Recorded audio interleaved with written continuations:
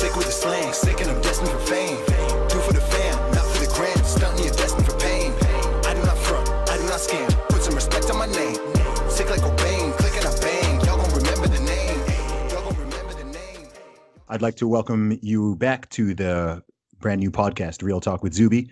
Today, I'm going to be talking to a very special guest. This is my friend, James Dowling. You can follow him online on Twitter at James P Dowling. That's Dowling. He is a student of many different things. I will allow him to introduce himself. So what's up, James? How you doing? Hey man, can I just say briefly that I'm really depressed that you did not do a show in Manchester recently on your recent tour. I was looking forward to you coming up. Oh, but you man. didn't do it. I actually got in touch with a couple of venues, but they let me down. They didn't get back to me in time. So, I only had a couple of weeks to sort it all out. So next time we'll make it happen. Yeah, make sure you remedy that mistake. But and it's an absolute honor to be on your podcast, one of the first guests on your podcast, which is absolutely fantastic. To anyone who doesn't know me, my name is James. I would identify, I suppose, as What do you identify as, James? My personal pronouns are PhD student. I'm engaged at the age of 22, so I like to consider that somewhat an achievement. And my stuff on social media, YouTube and Twitter, is all about self-improvement and philosophy, sort of a blend between the two of them. And as I go through my life, I'm documenting that stuff on social media so that I can help people along the way. That's awesome, man. Especially at 22, man. That's big. I know I've followed a lot of your work online. Obviously, I'll follow you on Twitter. I've known you for, when did I first met you in person in Guildford, I think. Yeah, probably when you were like 2014 was when when you were a teenager, basically. Yeah. So, it's good for me, from my perspective, to see your growth and, see you launching your podcast, which is Invicta. You can check that out, by the way. The Invicta podcast, that's James's podcast. You can check that out online. But yeah, today we're just going to have a free-flowing conversation. We're just going to see where everything takes us. So you've already started by mentioning philosophy as well as self-improvement. So how do you see those two things linked? I think that would be an interesting start. Do you want to expand a little bit on your philosophical interests and inspirations and how that links to self-improvement in your own life and how you think it can help to impact other people? Usually I don't like the word philosophy, to be honest. I use it because I don't really know what else to use, because it's kind of a dusty, boring word. It's like, who the hell cares about philosophy, right? But everyone has some kind of desire to get better. So normally what people do, usually when they're young, is they'll discover certain habits that they can do or certain things they can cut out of their life, which makes them better. And that's actually just a really low resolution philosophy. So if you go one level down, you end it in the philosophical realm. And if you go a level further down, it's religion. So all of those things are actually reflections on things you should be doing and things you shouldn't be doing. And the metric is approximately a meaningful life. So to gain wisdom, to be strong, to survive in an evolutionary capacity across time. So my stance generally is whatever is able to maximize my stability, my flourishing across whatever metrics I choose. So for example, finances and relationships, things of that nature. Over the longest period of time, I would consider that to be wise and good. And therefore I would do it myself, and I would highly encourage everyone else to do it. There'll be variability, of course, within certain metrics, but there are definitely things which lots of people are currently doing, which are considered normal, and I do not like them one little bit because I consider it an absolute disaster. Sure. Do you want to give an example or a couple of them? Yeah, pornography is a massive example. Pornography is nothing but destructive. The scientific evidence on that is crystal clear. The thousands upon thousands of reboot accounts online, so people who have given this up, is pretty clear. I've recently given up alcohol as well. I think alcohol is a huge social evil. Like the amount of time and energy that you waste on alcohol and partying, things of that nature, including at the expense of your health. So that's not a very good idea. Not focusing on relationships and instead focusing on sleeping around, I think is pointless at best, harmful at worst. It's just sort of a few examples for you. Sure. And what do you think? I've got my own ideas on why those things are on the rise and why they seem to be taking root and growing, certainly amongst a certain demographic in society, which is, I'd say people my age. I'm 32, but I guess people who are up to maybe 10 years older than me, down to people who are 20 years younger than me. There seems to be a rise in some of those behaviors. I've got my own personal thoughts, which I can share on that. But what do you think is at the root of that? Initially, the Nietzsche's proclamation of the death of God, Mhm. which for anyone who's unfamiliar, basically means that when when the belief in the literal metaphysic of God died, then all the morality that was built on top of that mental structure also collapsed with it. So our value systems collapsed. So I think that's when we began to see the decay of values, the decay of Western civilization, whatever buzzword you prefer to use. But it's simple things as well, like parenting and a rise in single motherhood. The fact that many young men, for example, are growing up without fathers. When you go into universities, there's not a sense of mission and wisdom. It's now a sense of we have to tear everything apart and destruction. And it's the postmodernist tradition where you look back and everything was just a construct of power and evil dead white men. You know, there's no encouragement. You know about anymore. those evil dead white men. I've been told by some people that they're the devil. You know. I don't buy it personally, which I've received some of my own personal flack and criticism for, because I don't really buy that whole argument. But carry on. No, yeah, I don't buy it either. It's well, silly first of all, and definitely motivated by resentment deep down.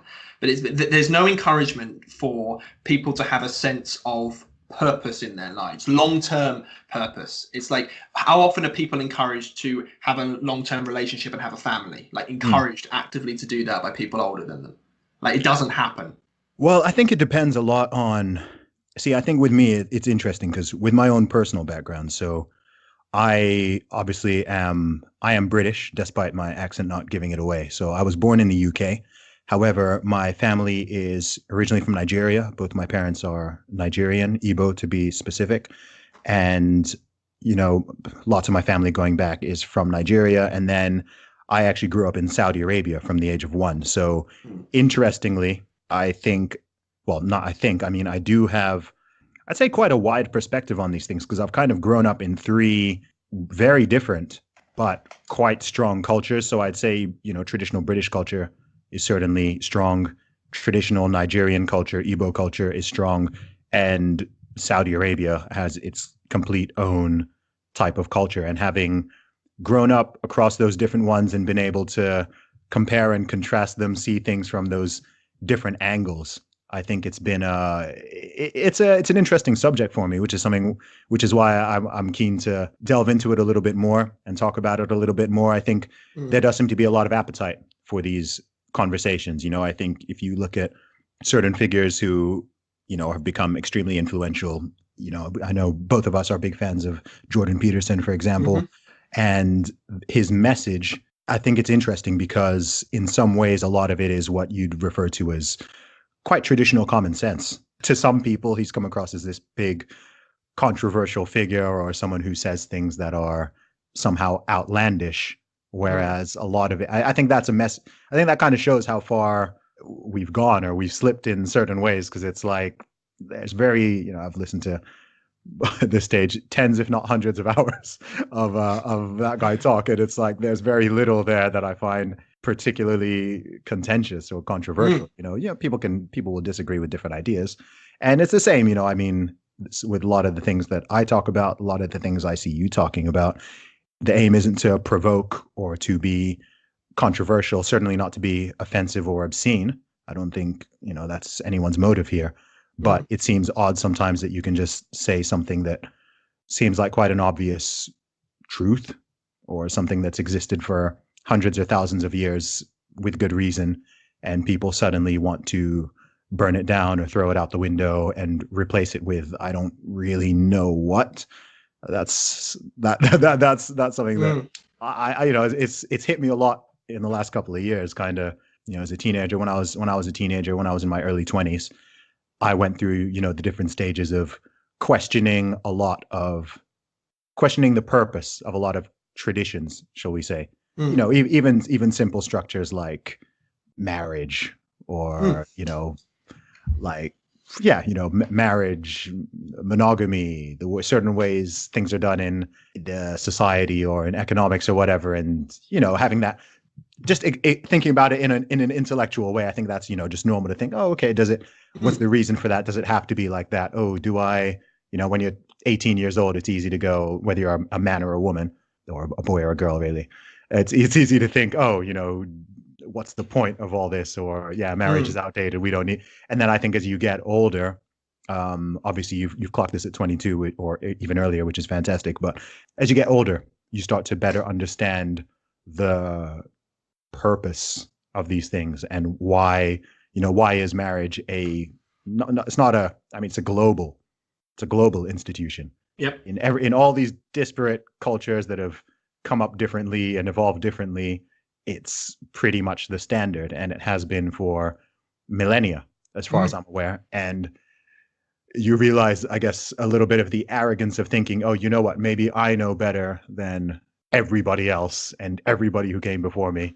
And, I don't know if you saw this, a couple of weeks ago, we can talk Twitter later, but, I was having a debate with someone on Twitter who was talking about having children being selfish, and that there's no reason. I've seen those arguments before. Yeah. And it was interesting. It was, I'm interested in speaking to all sorts of people, but it kind of hit me. I was thinking about it for the next couple of days, just like, wow, there's people who, it's one of those things. Funnily enough, it wasn't a completely foreign argument to me, because I've had times, when I was 18 or whatever, and I was like, you know what, it would be cool to just be a bachelor for my entire life, right? I'll just have all this money and I can just do what I want and whatever.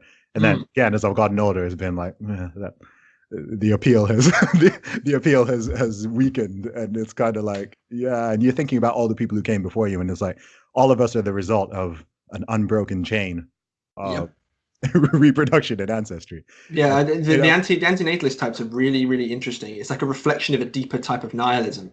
So if you're behaving in a way that means that you are not going to breed and that you want everyone else to not breed at the same time, how could that possibly be a true philosophy?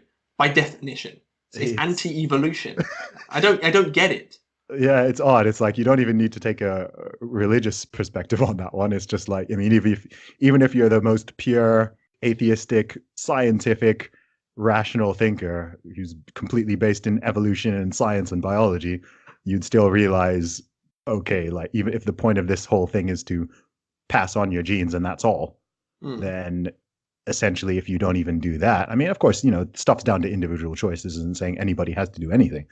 But their idea fundamentally is that life is bad. That must be the thing. It's like, if life is more bad than good, why would you not have children? It's like, that's actually really sad, because for most people, life isn't more bad than good. No. So either these individuals have a really terrible life, in which case my sympathies, or they've been poisoned by some kind of ideology which makes them feel like that. And we're actually seeing, like what you were saying earlier, is like, what we're seeing is when someone criticize Jordan Peterson, it's never people saying Jordan Peterson's wrong on this point because of X, Y, Z. It's always, this guy is evil and he's corrupting the youth, or words to that effect. Yeah. And we're seeing that in politics as well. It's like, it's not like Trump versus Hillary, for example. It's like Trump is Satan and Hillary is the savior, or vice versa. And that's really interesting, because it's like the punch a Nazi idea, right? It's like it's like you like there is no gradient anymore. There is no nuance. It's like evil, therefore we can shut you down and kill you and suppress your fundamental rights, like free speech. It's like what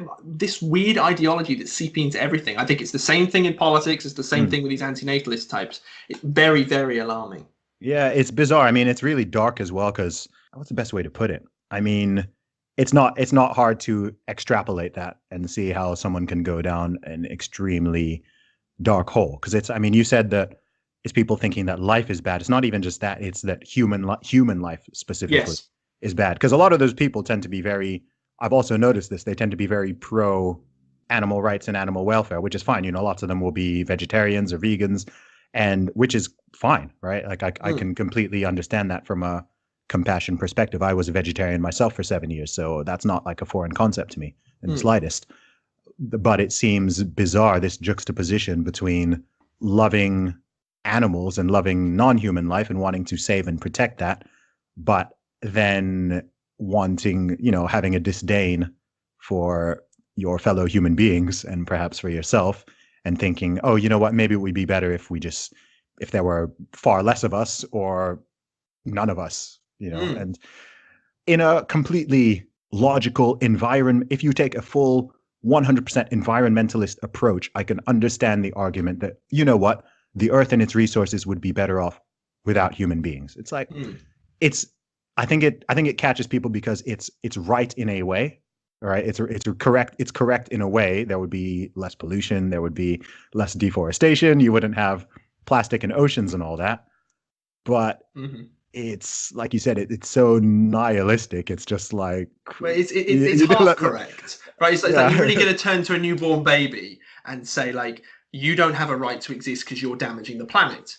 It's like, well, and like, how could you do that? Because I mean, it's like they'll take a look at the damage human beings do, and then they'll say that's innate to being a human. And it's like, wait a minute, why? Like, what about all the human beings who are working to protect the environment? Exactly. Like, do they also, are they just as bad as the others? In which case, why bother?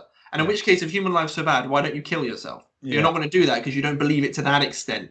So it's like, that actually cheers me up a bit to a weird sadistic like degree, because it's like, maybe you're not a true nihilist, you're just a virtue signaler instead. Yeah. You know, when you start having mass suicides, then we're like, okay, this has gotten out of hand. Yeah, it's very bizarre. It's very bizarre. In one of those conversations I was having with someone, at some point I was actually going to be like, well, why don't you and I was like, you know what, let me not say you know, for a lot of reasons, let me not say that. But based on their own argument, the logical conclusion was kind of like, well, why don't you start with yourself if it's that bad? And it's like, no, that's not, to anyone who's trying to take me out of context, that's not me condoning that.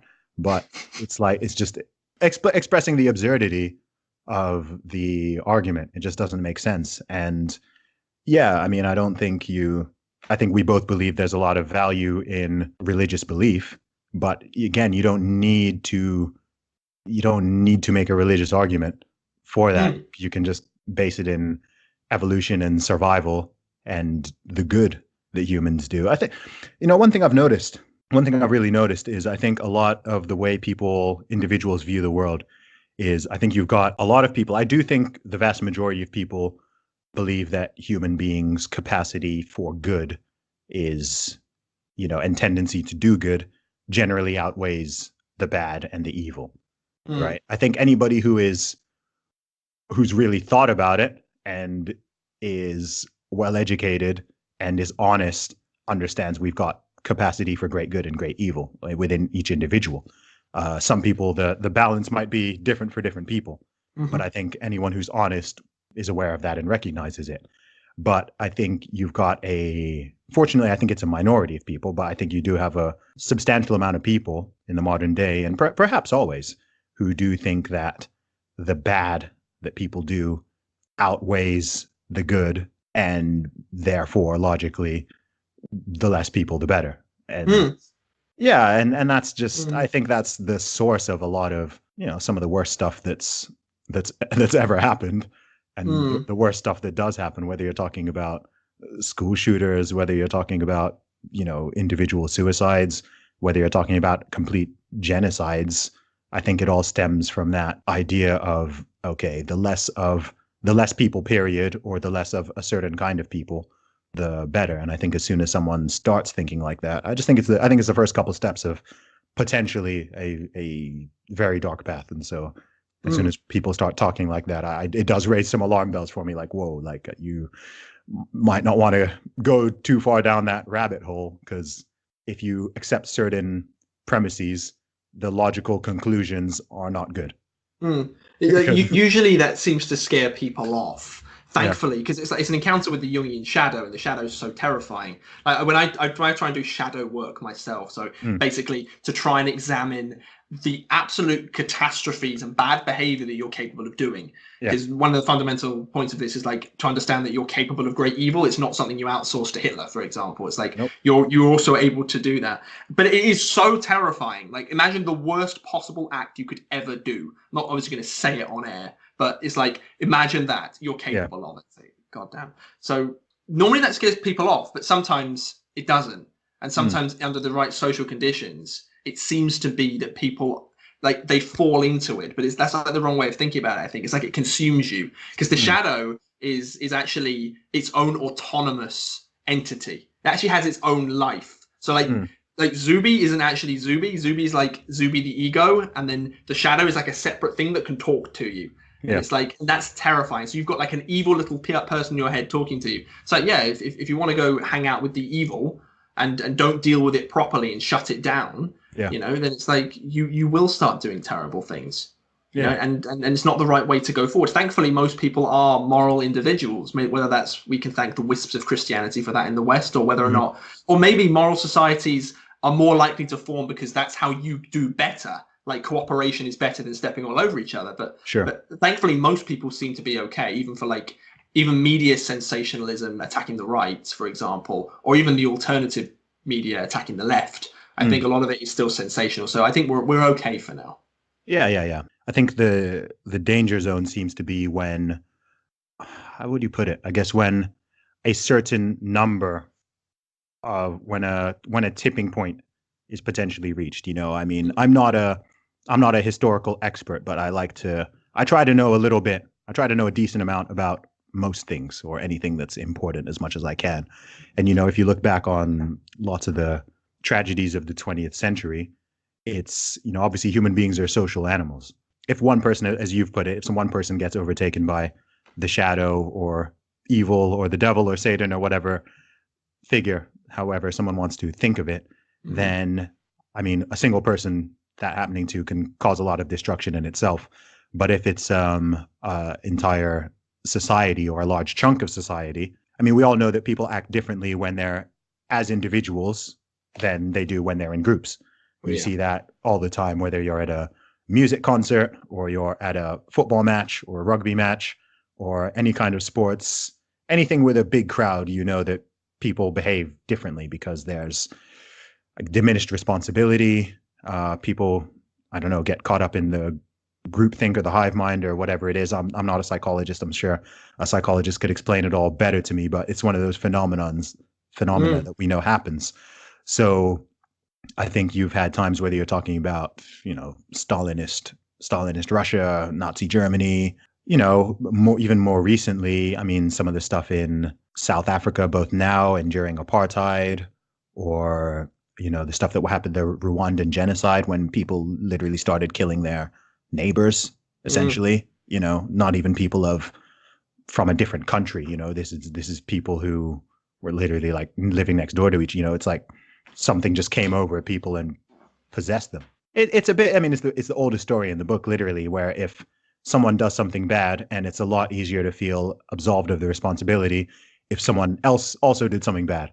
So it's like, okay, if thousands of people are running around doing bad things, if you have or a part of you wants to do something bad, it feels a lot easier to justify it, because you're like, oh, well, everyone else is doing it. Don't just look at me. Again, leads down a awful road. Anyway, let's talk a little more positive. Let's talk about how people can let's not depress people. How do we as a society, as a culture, pull ourselves out of what could be a potential nosedive or a downward spiral? That's the problem with society is so multifaceted. I don't really know the root necessarily. So one thing I like to think is, if everyone became a Christian in the strict sense of acting like Christ, so not necessarily a Catholic, not like a Protestant, if everyone behaved like Christ, then we'd probably be in a pretty good place, because Jesus was a pretty good guy. Like archetypally, he represented the good and the ultimate man, whatever, But because we can't believe in a metaphysics anymore because of science, I mean, it's very difficult, then the solution becomes very, very difficult to do. So I think it's simply a case of, you need to have some kind of vision for yourself, because you're an individual with your own hopes and dreams and personality and your own story in the past. And it's like, you will have a desire, just mediated biochemically, even if you want to be the strictest atheist possible in the world, you have a desire biochemically to go and achieve certain things, whether that be greatness or money or love or things of that nature. And it's like, wouldn't your life be far better off if you were in that particular direction? Now, and the funny thing is about positive emotion is it comes about through the mere action of moving towards a goal. You don't actually have to have it, you just have to move towards it. So it's like, if you want to earn a certain amount of money a year, then that would make you happy, and that's your desire, for example. It's like one that keeps you distracted so that you don't become evil and obsessed with ideology, which is pretty good. But the mere act of going towards it gives you positive emotion. So people, especially young people, had some kind of mentoring, some kind of encouragement, either from their peers or people older than them, that this is the way life works and this is the way you get meaning from your life through moving towards something positive, that would be very, very useful, I think. If people removed some of their ideology, would be absolutely fantastic. So it's this vicious good versus evil dynamic we're seeing in society. Sure. You know, that anyone who's Republican is evil. Anyone who is a conservative is evil, and vice versa on the other side. It's just dominant. Sure. It's just dominant. But that would do fantastically. So it's like when it comes to Brexit in this country, it's like I'm a little bit terrified, for example, at the time of recording, if Brexit doesn't go ahead. It's like what's going to happen then? Because it's not just politics as usual. And over the last few years, it hasn't been politics as usual. It's been terrifying. So to get some clear-headed thinking of, it's like people have been retracted into the unconscious, where they're like living amongst God and Satan and all these archetypal characters, and like they're the ones controlling them. So it's not them being a rational person. They don't identify as person anymore, as you with your own story. And like bad things will happen and good things will happen. It's suddenly, I am in a mythic landscape of good and evil, and my sole purpose is to take out this evil. It's like that, unbelievably damaging. Damaging. Two things I could think of, I think we should radically improve society. What do you think? What do I think? Whew, as you've said, it's very multifaceted. I think that, oh gosh, I've been thinking about this and talking about it with various people actually for the last couple of days, from my brother to my girlfriend to a couple of friends as well. It's tricky. I'm a believer that everything starts with, I tend to think of things as almost like concentric circles. So I think that, starting with the individual, obviously, each individual seeking to be as good as they can be, but I think that in itself is tricky, because what people consider good, what people consider correct, what people consider moral, I think it's very apparent that that's very subjective. And it seems like for some people, it's almost a mirror image of what it is to other people. So in one person acting in a way that they believe is correct and right and virtuous, another person can be acting in the way they think is correct, right, and virtuous, yet those people can be opposed, and one can think that the other is evil, both directions, as you sort of alluded to.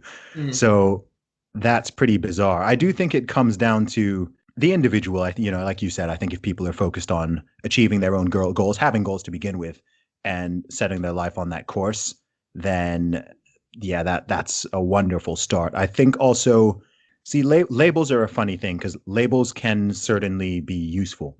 It's hard to have a language and to categorize anything if you don't have labels, but labels can also be really destructive. So if you consider yourself, you see this politically, you see it religiously. If you consider yourself a Christian, okay, then there are Christians who view non-Christians, whether that's people of other religious faiths or whether that is people who are agnostic or atheist, they view them as outgroup, right? So they think, okay, I'm only going to associate with Christians, or I'm only going to be friends with Christians, which in itself is not Christ-like, because that's not actually what Christ did, which is interesting. The kingdom of God is within every single individual. Yeah. And, if you read the story of Jesus Christ, he associated with a lot of people who a lot of people were not happy with him associating with. And that's actually quite a key part of the story, if as far as I'm concerned. So I think the labels have gotten too heavy, right? So people thinking of, it's like liberal versus conservative, or the left versus the right. I always try not to use those terms. I try not to refer to the left or the right in general, because I don't like to talk about things being social constructs, but that actually is a social construct, because nobody is just one thing. And those groups are not real. Like the whole idea of there only being two political viewpoints isn't, that's not even real. It was just, I think it was what the French Parliament those terms came from. And they had a left wing of the parliament, they had a right wing of the parliament. And to this day, people are still just trying to split it just cleanly into two. And it's like, no, first of all, everyone's just a person and everyone has different ideas. I think one sign that people are not really thinking for themselves clearly is when they completely align with every single viewpoint on any one side. Yeah. Okay. If I know someone's views on guns, or I know someone's views on how much tax rate should be for someone earning a certain amount, and then I can, based on that one thing, I can determine all the rest of your views, that's a sign that you're not really thinking all that clearly. That's a really intelligent observation, actually. I really think so, because it's like, if they believe one thing and therefore believe the entire packet, who's in control? Is it you, or is it the idea? Yeah, exactly. I think, if you're thinking clearly, I mean, that's why I don't particularly like to politically label myself, because I've got some, depending on the specific issue, right? If you, I don't know, depending on each specific thing, what my view is categorized at, all right, on some things I'd be considered a liberal, on some things I'd be considered libertarian, on some things I'd be considered conservative. It just depends. Same with me. Same with me. Like, are you on the right or on the left? Yeah, it's like issue to issue, right? So they're very deeply correlated, but they shouldn't all necessarily be. Certainly, I mean, it makes sense maybe if you're 70% one way and 30%, that would make. But if it's like 100 and it's predictably 100, then and you see that a lot now. It's like, why can I predict everything you think? Because I know one of your viewpoints. That doesn't really make sense, man. So coming back to it, I think that the labels need to. I think we need to just chill down a little and realize that everyone's on the same team. All right. If you live in the UK, we've all got to live in the same country. We've all got to get on. If you live in America, you all live in the same country. You've all got to get on. You didn't all hate each other 10 years ago. So why suddenly, it's the same people for the most part, unless you're angry at the children. So it's the same people, right? Your neighbor hasn't suddenly changed or become a fascist or a Nazi or whatever label you'd like to throw out there because they happened to vote red in the last election. So yeah, just coming back to the humanity, treating people as you'd want to be treated, golden rule, and dialogue. That's actually why I wanted to do this podcast, because in the long term, I'd like to get all kinds of different guests on here with all kinds of different views, understanding other people's perspectives. Some things are black and white, but a lot of stuff is not. And people have different views and people have different perspectives. It's also funny because, we're living in the age of people talking a lot about diversity. Okay. And if you've got diversity, that should mean you've got different viewpoints and different opinions and different ideas. I'm just about to ask you, diversity of what specifically? Yeah, I mean, diversity is that's the kind of diversity that I personally care about. Some people will be like, oh, you're a Tory, you're conservative. I think viewpoint diversity makes more sense than having people with different levels of melanin or different sexualities, but who all generally agree on 98% of stuff. Like, that's not really diversity. You could have a room of old white men or a room of 10 young black women, and you could have a ton of diversity of opinion in each of those rooms. The idea that everyone who fits in a certain demographic thinks the same way is pretty offensive. Yes, it is. That's very interesting. It's very deep. It's very deeply offensive. I mean, it's like race doesn't exist, but we need to represent all the different races. It's like, why? Doesn't make any sense. And then it's like, why wouldn't you want to have diversity by IQ, for example? So that's way more significant, has way more bearing on your, we'll say, performance in society. Why not that? Why not diversity of wealth in the room? Yeah, it's like you could pick anything. Absolutely anything. Eye color, like you can go down it forever. I mean, I can understand to a degree, especially in certain areas, why you'd want some form of diversity at like the surface level, right? I can see in certain areas, not everything, but I can see in some areas. I don't know if you're working for an advertising agency and you don't want to create an advert that's blatantly offensive to women, it's probably handy to have a couple of women who are helping in the decision-making process. So, it's like in that example, male sense of humor is kind of, it could be a bit more offensive. So I suppose with that, but then your idea is like a separate from the ideology itself. It is. Because when people promote diversity, they're not promoting diversity. They are promoting an assault on categorization as such. We don't want categories here at all. But you're like, okay, this may be a pragmatic strategy for this, which is actually exactly what you're saying. It aligns very well with it. I'm not on the left or the right. I'll be a clear thinker and attack something. That's psychologically healthy to me. Yeah. So, I mean, like with everything, again, we said we're not going to talk about, there being binary two sides, but if someone wants to think of it that way, both sides on most things have valuable insights and opinions and perspectives. On each issue, I might lean more one way or the other, like most people do.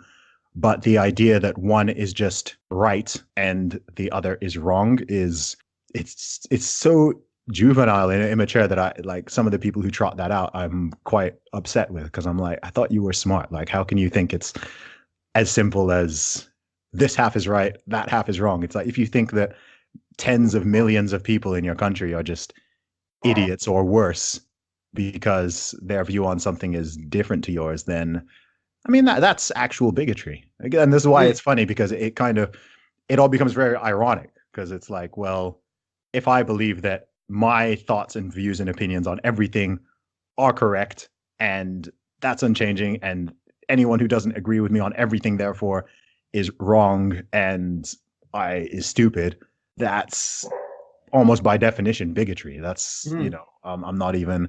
So it's very weird. I mean, one thing that jars me, I guess, is hypocrisy. We can all be hypocritical to a degree, and we all are, but I think that it strikes me as so odd when people are saying something and I'm just like, can you not see that you are literally contradicting what you are saying as you're saying it? I find it absolutely fascinating as well, where people think that we're not religious anymore. It's complete and utter rubbish. It's like, just because you say you don't explicitly believe in God doesn't mean that you're not a religious person. So we've almost evolved to see the world in that way. Yeah. It's like, this is exactly what these people are doing. They've like replaced Jesus with Karl Marx, some of them. He's like, he's right. He was the prophet. He's like this divine guy. And then you've almost got these gods in the sky, which is like feminism, diversity, and they'll keep these things up. And the thing is, if you attack them, they'll respond as if they're defending a god. Oh yeah, sure. like mythologically speaking, it's like, I will put my life on the line, like how the Crusaders put their life on the line for God and England. Things like, it's exact same way of thinking. You know, and it's funny, like religious people are all so stupid and they don't know what they're doing. It's like, well, the religious people who stuck to their traditional roots, generally speaking, aren't sinking the entire country. I'll put it in those soft terms because I'm feeling nice. It's absolutely unbelievable to me. Yeah, it is odd. It is odd. I think what's weird to me is the way that it's like, I don't know how much of this is just social media and ideas spreading, but also just having a view into so many people's brains. So I don't know how much of this is just social media, but it does seem that in the past, I would say 5 to 6 years, a lot of this stuff does seem to have accelerated. It seems to have accelerated. I mean, I finished university 11 years ago or so. And when I was in university, all of this, I don't know what you want to call it, culture war stuff, maybe, there were little glimpses of it here and there, but generally it wasn't a thing. People, there wasn't this chill. I've had a couple of students tell me that they feel a little bit of a chill on their university campus. I've received a death threat from a professor that I told you about. You received a death threat from a professor? Yeah. Oh yeah. An actual death threat? Yeah. Like, he told me to my face, you should die. A professor? Yeah. I'm not big on reporting people, but I think that should be reported.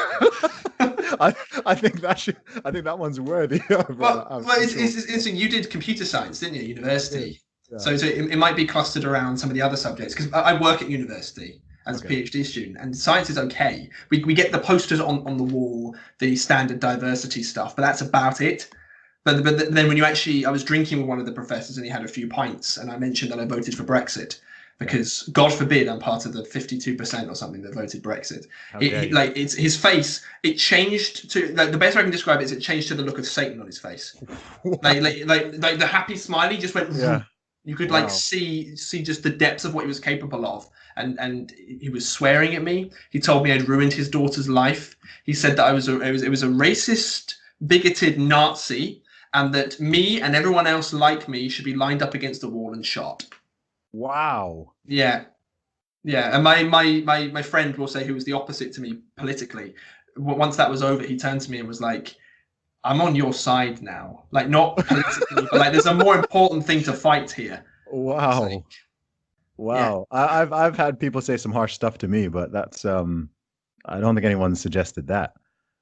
Wow, that's deep. That's pretty disturbing that that's from a professor at your Mm. university. I'm not going to announce who it was. A similar thing happened with another professor a few weeks later. It's Really? like I'm not quiet on politics. We'll say I like to talk about things, but Yeah. in really reasonable terms, like I'm talking to you Yeah, to, yeah, yeah. to you now. And it's like, but people. This is the thing. People won't come at you on the political realm. They'll come at you at the religious realm. That's what I hinted at the beginning. I was saying self-improvement, philosophy, theology. They're the same thing. It's that structure of good and bad. It's the exact same thing here. It's like they're Yeah. operating on you evil, you equals Hitler. They just really low resolution view of you. Everyone else in your category, they equate it with Hitler because it's all undesirables in your brain. That's it. It's really bizarre. It's really bizarre. I mean, you followed me on Twitter for a while. I mean, Mm. last year for whatever, I took my filter off a little bit on Twitter, and I mean, I've over the last year, I received some interesting insults hurled my way, Yeah, you including must have great fun because you've got like yeah, 18,000 followers or something, haven't you? yeah, I mean, but it's kind of funny when someone calls me as a young black guy calls me a Nazi or a white supremacist. Good um, job. Good and you're job. you're kind of like, and it's so absurd, and everyone else can see that it's so absurd. It doesn't really bother me. We've reached the stage where I don't know, a white guy can call a black guy a white supremacist and a Nazi, and not see, no pun intended, any potential like just wait what like let me think about this for a second. Let's think about this for a second. Does this make sense? Is this even possible? Like you're just what? And needless to say, what I said to provoke those reactions had nothing to even do with those things. It was a complete unrelated topic. It was just you disagree with me, therefore you must be the worst avatar. What's the worst thing I can think of? Okay, if you disagree with me, then you are that, right? A lot of people are not very high resolution thinkers. The worst thing they can think of, okay, Nazi. So regardless of someone's race or actual beliefs or positions, I'm just going to call them that because that's what I think. And then like you said, you've got the whole I remember last year where that was trending. Was it last year or the year before? People were talking about punching Nazis, and if everyone is now a Nazi, then I'm almost like, how is this word even resurfaced? Right? I think I had Like some idea who? about why it's there. But you're kind of like, who is even the way people talk about these terms? People are talking about Nazis and fascists and whites, and I'm like, where? A couple hundred sad people in America who are all about that. I'm aware that exists. There was a time when that was a genuine major threat, in the history of America. But the way people are talking about it now, it's like you'd think that it was on the rise or something. Somehow every conversation turns to Trump within an hour. But people talk about, Trump being this or that, or one of the biggest criticisms of him, and this is a fair criticism, is that some of his rhetoric in the past or in the present is too inflammatory, too offensive, not presidential, etc. Those are all very valid criticisms. But then often some of those people who are criticizing him will be doing very much the same, if not worse. And not even sometimes just saying things, but acting on it as well. And, going out and attacking people or calling people such things, and calling people certain things it almost makes it okay to then physically attack them, right? Because if someone is genuinely advocating Nazism or white supremacy or some murderous ideology, then you could make a moral case to attack that person, because it's, that's how, the Nazis weren't defeated by being kind. They were defeated through force. So I think, it's dangerous using that rhetoric, for one, because mislabeling people. If you are not something and I call you something awful and I spread that to other people, that's got its own problems. And then also the words lose their power, because if you start calling a standard conservative or a standard libertarian or a standard centrist or a classic liberal, if you start calling them Nazis, then if a real one comes along and then you shout it again, it's a boy who cried wolf, you scream it again. I don't now know if, okay, is this actually a serious threat, or do you just mean it in the rhetorical, silly way that people have been using it over the past few years? How do I know? Like, there's no word to use now. It's like, well, if everyone else is that, then you need a new word. You're called all these people far right. So is he far, far, far right? You know what I mean? It's like, Yeah. you need to use terms properly. And I think that's a mistake a lot of journalists have been making with all this sense, making everything so sensational. Over time, people become numb to these words and start becoming skeptical. And it's like, okay, well, I just think people need to be a lot more careful with their words and their language. That's what I think. Yeah, I agree. You do need to be careful with words and language. But I don't know if it's pessimistic or optimistic, but it seems like we've replaced God and Satan with tolerance as God and Hitler as Satan, something like that. So we don't have a Satan anymore. We have Hitler, because everyone universally agrees that Hitler was the worst thing ever. So when they see Trump, they see bad, and then bad is a reflection of Satan. So whereas in the past it would be like the Antichrist, for example, now it's you are Trump or you are Hitler. So it's like that becomes very, very dangerous. And it's like, okay, what about other things? So white supremacists and Nazis, they're all Hitler. And then it's like, what if you're a conservative? Well, then you're kind of like a dragon type thing. You're like a threat. You're not quite as bad as Satan, but you're one of his like dragons and demons. So one of his minions. Yeah, exactly. Like what you were saying there is perfectly reasonable, but it's not something you can just sort of throw away. That people do listen to those arguments. People try and convince them, but they're not convinced. I'm wondering like why that is, and it's as if they're not operating on the rational realm, as if they've shut off to it.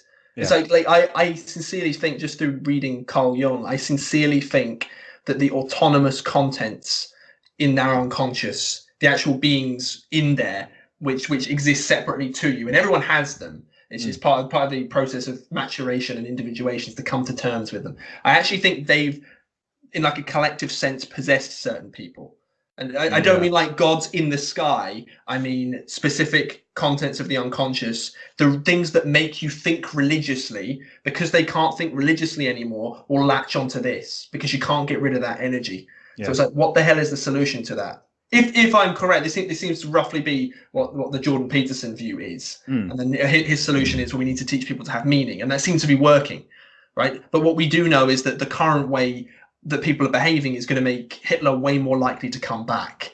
Because as you said, like the white supremacists are really not popular because it's not a convincing argument. White supremacy is not a convincing argument. No, it's really silly. But then also neither is the diversity stuff. It's not a convincing argument. So it's like, what are you doing to these people? Yeah. Like why would somebody turn to that? And it's interesting that you said that, to some people, tolerance is God.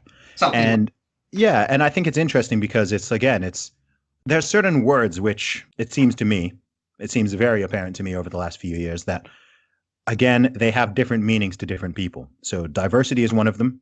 Tolerance is certainly one of them. Fairness is one of them. Equality is one of them. So I think depending on someone's ideology or lack of, those words can mean really different things to different people. So if someone says fair, okay, I have a certain meaning. Like, to me, people are going to call me something for this, but I think, okay, if I think fair, I think, okay, a 20% income tax rate that everybody pays is fair because everybody is paying the same percentage. Okay. There's a lot of people who would be like, oh my goodness, you like a flat, like how's that? That's deeply unfair because the people who have more should pay a higher percentage. But the way I interpret fair generally as the same rules being applied to everyone. So if flat tax, rich people still pay more tax because, 20% of £1 million is a lot more than 20% of £25,000. Yep. So it's a weird one because people will say something like, okay, it needs to be fair, but that in itself is a problem because fair doesn't mean the same thing to everybody. Like, who decides what is fair? You've got people saying, okay, uber rich people should pay 80% income tax. Okay. And to me, I'm like, whoa, what? Like, I'm not in that category, but I'm just like, how's that? Like, forget about the effect on incentives and innovation and, you know, stuff like that, and people not leaving the country. I'm just like, how is that justifiable? How is that fair? If I make, or someone makes X amount of money off of their own work and ingenuity, and we're just going to come in and confiscate it under the threat of prison or fine, we're just going to come and take 80% of that margin. I'm just like, how, like, to me, you know, there's people who happily advocate this stuff, and I'm just kind of like, you know, I guess maybe I lean very libertarian in this regard, but I'm kind of like, how is that justified? Because if anyone other than the government were doing that, you would call it theft, right? If the mafia was doing that, you would call it extortion. All right, we're just going to go around and we're just going to. So to me, it's not any different. To me, it's not any different. I'm not a politician. I'm not the one who makes these decisions, but I'm just like, how is that? You know, something like that, to me, it just seems to be completely driven by resentment. It just seems it is. Yeah, it just seems completely, because I've never heard a sound rational argument as to why that is morally justifiable. I can understand someone saying, oh, well, it would be better for everyone else, but I'm kind of like, yeah, but to force, if that rich guy wants to give 100% of his money to charity, like, God bless him, you know, God bless him. If he wants to redistribute his own money, he or she should have the choice to do that. And if they want to, if Bill Gates wants to give away 95% of his money when he passes away or whatever, you know, God bless him. I think that's a great thing. I think people should be charitable. And I think the more you have, the more charitable you certainly can be. And in fact, I think that should be a driver for people. But the notion that you're just going to force them literally at gunpoint, you're going to arrest them.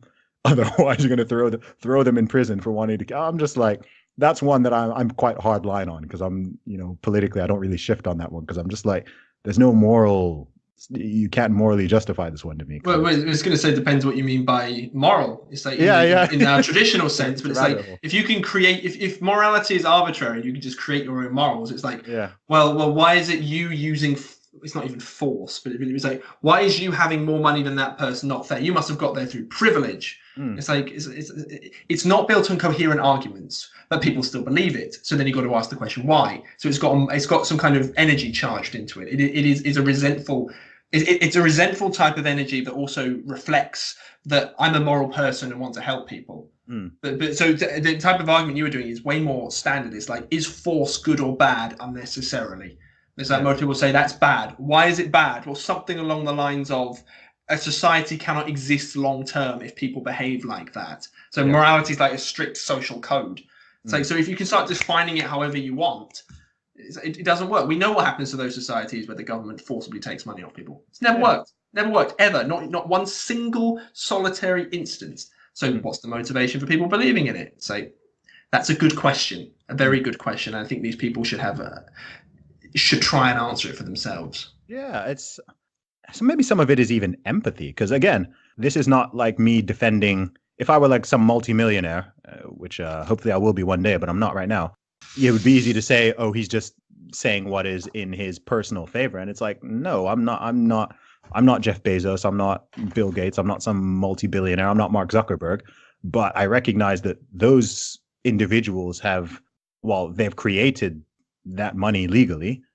And in the process of doing it, they've also enriched directly, in terms of making other people very wealthy, thousands, in terms of providing services that people value, millions, if not billions. Well, Facebook has 2 billion people, right? If you create something that 2 billion people want to use, you should be a billionaire. Yes. If I make something that 2 billion people want to use and purchase or whatever, I've done something worthy of that. What I choose to do with what I choose to do with those billions, that's ultimately should be up to me. I mean, yeah, sure, you tax them like you tax anyone else. I'm not saying that no degree. I think if you want to have public goods and services, obviously some degree of taxation is necessary. This is why I'm not like that's why I'm not a hardline anything. I'm not a hardline pure 100% libertarian or anything like that.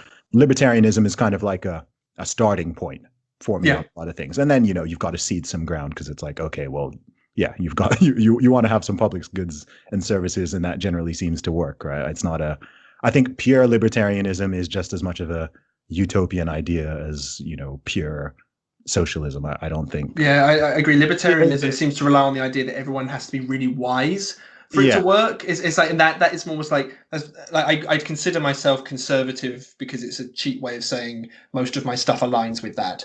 Yeah. But it's like the libertarian one is everyone's not going to be wise. No. Because that's how that society needs to run. Because everyone has to behave themselves. Like people aren't going to behave themselves. No, you need some. There needs to be more of a framework.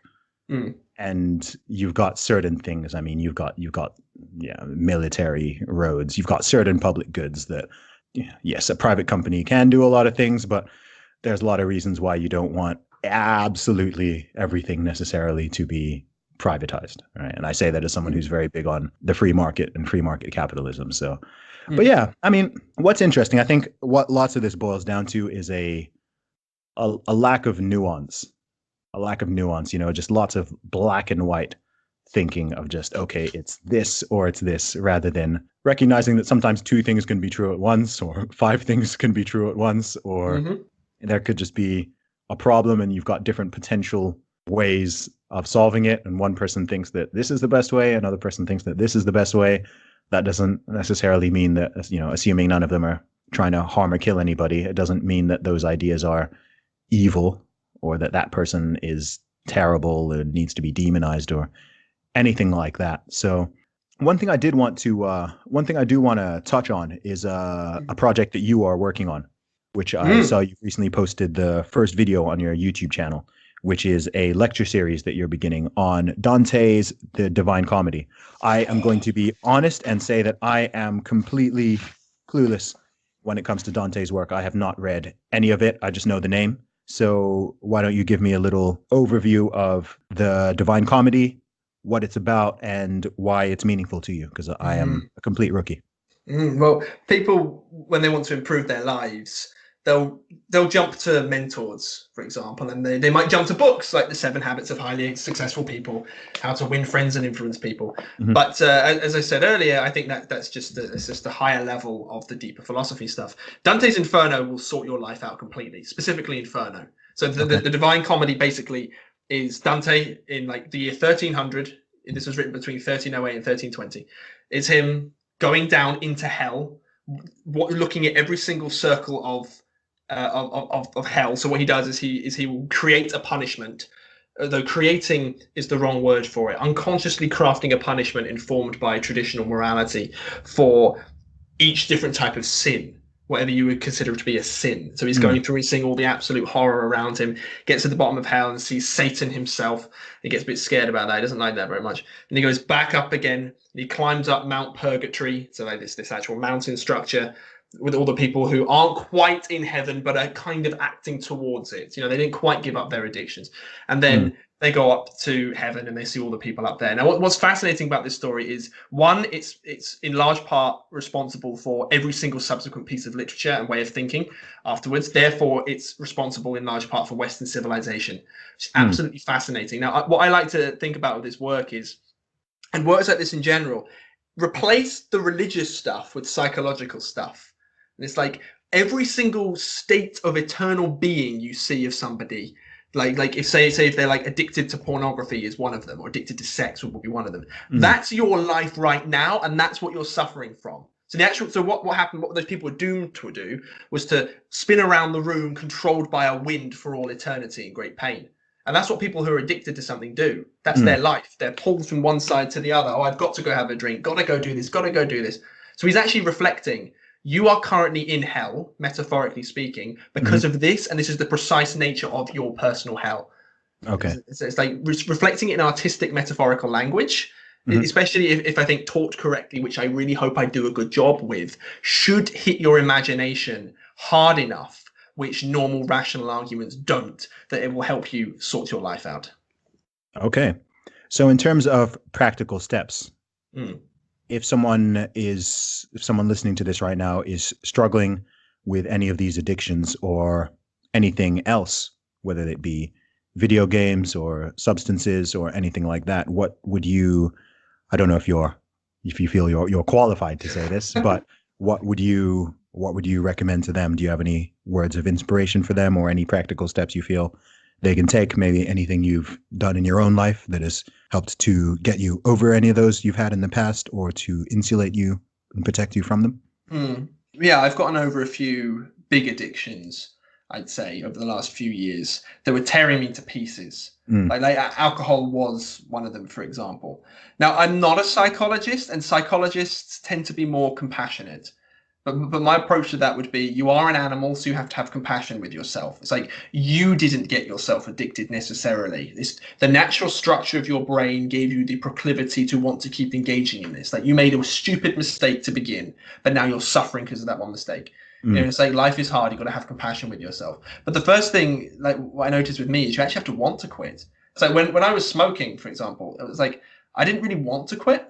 It's like, well, lung cancer's like 50 years off. It's like, why would I care, right? So I actually went and read the literature on lung cancer, and I was like, I'm not going to get it now. Why would I care? So the first thing you need to do is actually want to quit. And it sounds so patronizing, but that it's true. Yeah, sure.